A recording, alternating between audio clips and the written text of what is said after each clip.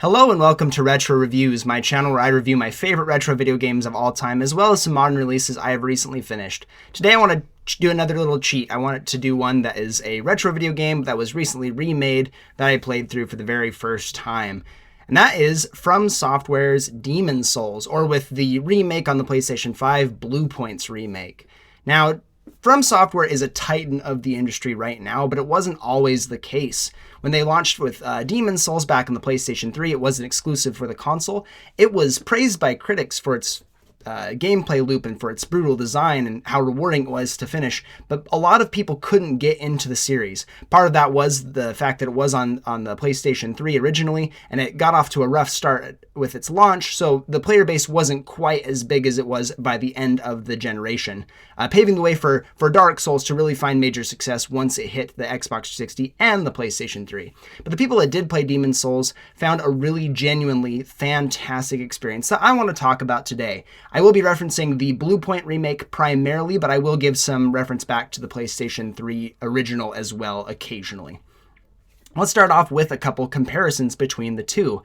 The original Demon's Souls, while really phenomenal and paving the groundwork for the Soulsborne series in general, was a little bit underwhelming in just a few categories. One of the biggest things was the directional rolling. You could only roll in 4 different directions, which made certain encounters a little bit more difficult. If you had really tight corridors, you were likely to fall into pits or fall off cliffs and stuff because you weren't able to roll at those angles. That was fixed in the Bluepoint remake. That was one that people really wanted to see changed, and that was thankfully brought into the modern era a little bit more.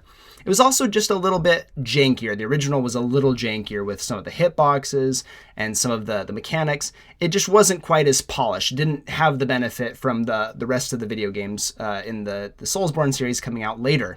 Fortunately, with Bluepoint's remake of Demon's Souls on the PlayStation 5, they're able to rectify all these things and bring it into the modern era, make it more in line with the Souls series that we are more familiar with today. But Demon's Souls is an exceptional game, and here's why. I love the role-playing aspect of Demon's Souls. You are thrown into this terrifying world full of creatures that can all destroy you at any given point. Even the lower-level enemies could really do a number on you or kill you if you even get overwhelmed by 1 or 2 of them. And the bosses are actually really fantastic in this game. There's only a couple that I really had major grievances with, but really, I think FromSoftware set the groundwork to be really successful in this genre that they were making for themselves. Now, when you jump into the game, you are greeted with an incredibly harrowing soundtrack. The game really leans into its themes and music. It really presents a great world based on this music. You hear some creepy ambient music in the beginning. You've got this distinct choral theme. It's really phenomenal. It sets the tone immediately. You know this is not going to be a walk in the park type of game. You know that you are setting yourself up for something a little bit more intense from the get-go. Now, the enemies in this game are pretty simple, I think, in terms of what we've seen in later games. The enemy designs are fairly basic. You have enemies that have really basic attack patterns. Once you've learned the attack patterns, it's really no challenge. Nothing really hard to master when it comes to fighting the basic enemies of this game. Even the sub-bosses are similar in the fact that they're just a little simple. But the boss designs are fantastic. Now, the very first boss in the game is pretty easy. It's kind of a dummy tutorial boss that you'll fight.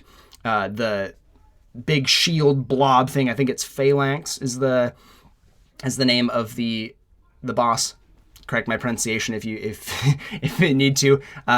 It's a big blob with a shield on it with a bunch of mini versions of itself all around the arena. So you have quite a bit to deal with. When you first encounter the boss, it is a little bit daunting. You have all these minor enemies coming at you. If they get close enough, they can thrust giant spears at you from quite a distance. You are overwhelmed pretty quickly unless you are able to outmaneuver them and get to the main boss in the center of the arena. Now, this is one of the best opening bosses for a couple reasons. Actually, is a very good tutorial boss. Because it's slow moving, because the enemies it spawns are slow moving, it gives you a lot of time to formulate a plan. It teaches you that, yes, you can be overwhelmed really quickly, but if you're quick enough on your feet and you can really analyze your situation and get a good bearing on what's going on, you can succeed in this area. Couple that with a couple of good smart loot drops close by where you can find things that coat your weapon in fire. Gives you a hint that maybe fire is a good thing to use in this fight, which it is. The boss to this fight and all its little minions it spawns are all weak to fire. So if you're able to get the context clues, if you're able to explore quite a bit as you are going toward this first boss, you'll be able to really figure out how to beat it pretty quickly. Now, Demon Souls is pretty, what's the word here? Demon Souls is pretty infamous for having really long boss runs. Now, what I mean by that is every single time you die, you go back to a certain checkpoint in the game. Now, you can only do a run so many times before it gets a little bit tedious, and they're quite long. You have to go through the same path every single time. The enemies respawn that you've killed prior to getting back. And you also, one of the mechanics I actually really enjoy that I think is pretty brutal, but I think it's a cool idea, is that once you die, your health bar is cut down substantially until you get back to the point where you died and recover your souls that you lost. You accumulate souls as you kill enemies and bosses. They go toward your total. You can upgrade your weapons, upgrade your character, things like that.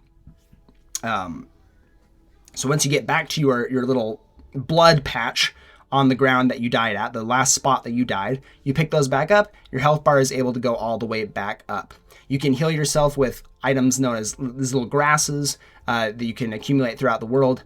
They restore little amounts of health. They do different things. They can restore mana, but mostly they're used for recovering health, and you can use those to get yourself back up, especially when you are low health or in a jam.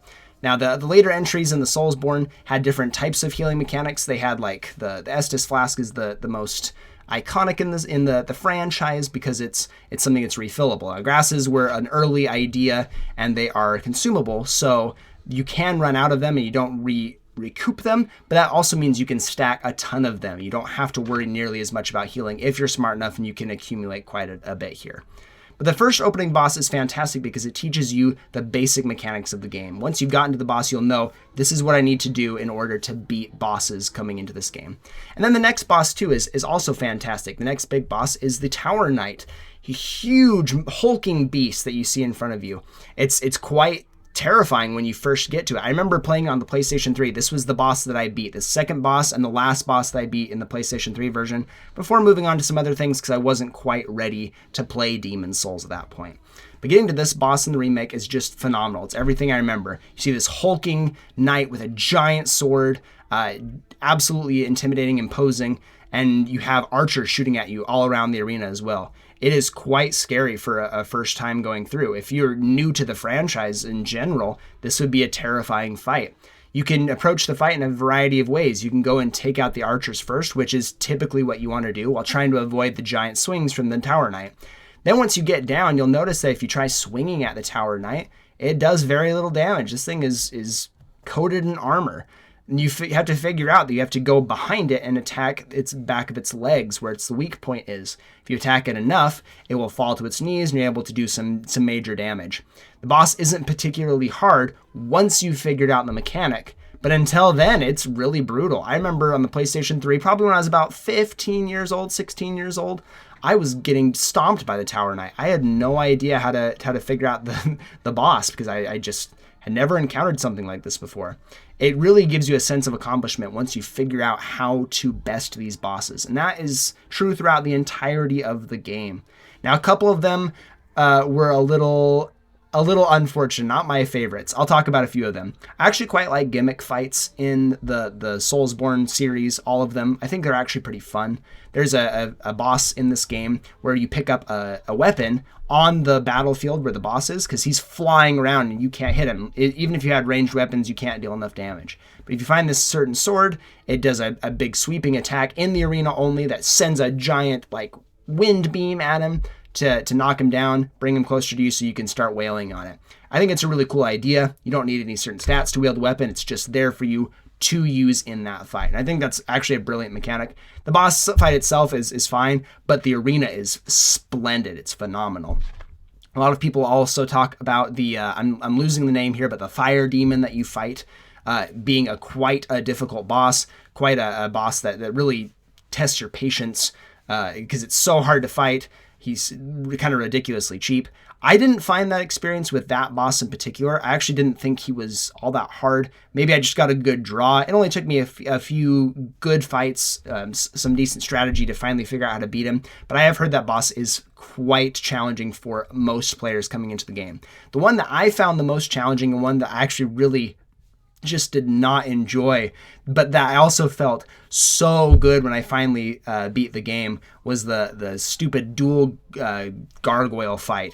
Oh my goodness, it was such a brutal fight. You have small walkways on either side, and you have a middle arena that it's really easy to fall off. It's really easy to get trapped into getting hit.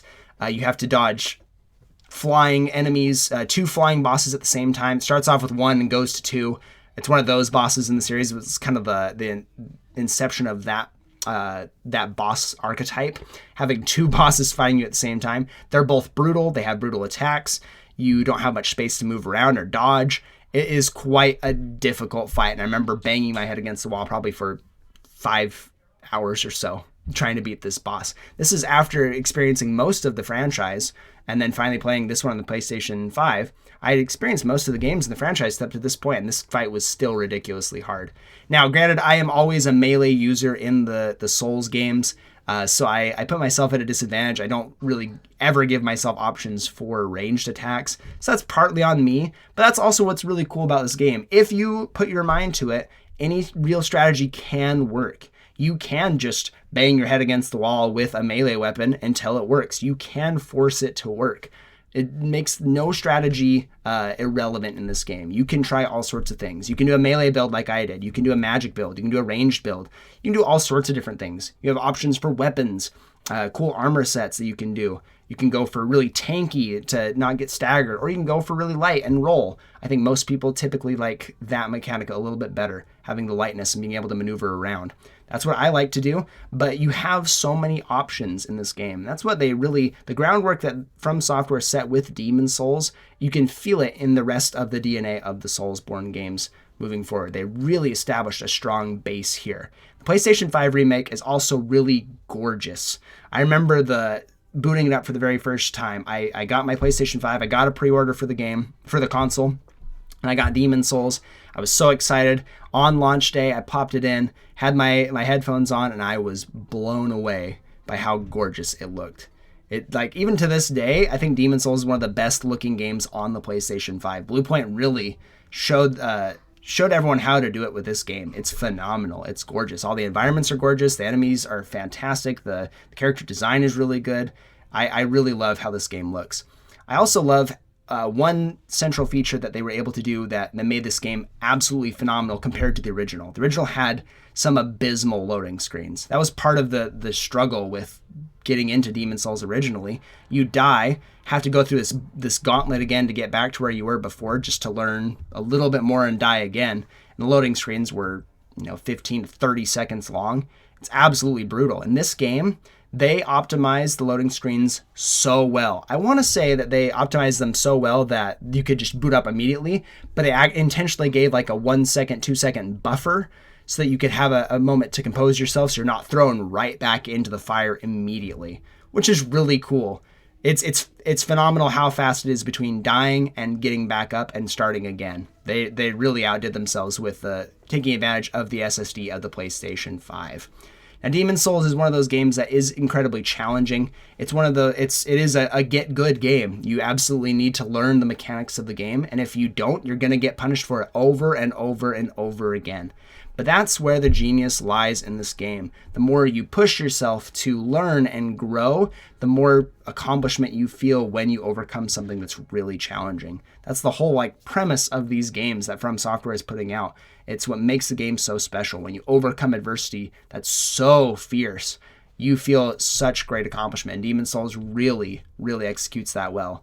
This is probably the easiest game in the entire franchise. I have finally played through the entire franchise. That's why I wanted to get to these games now.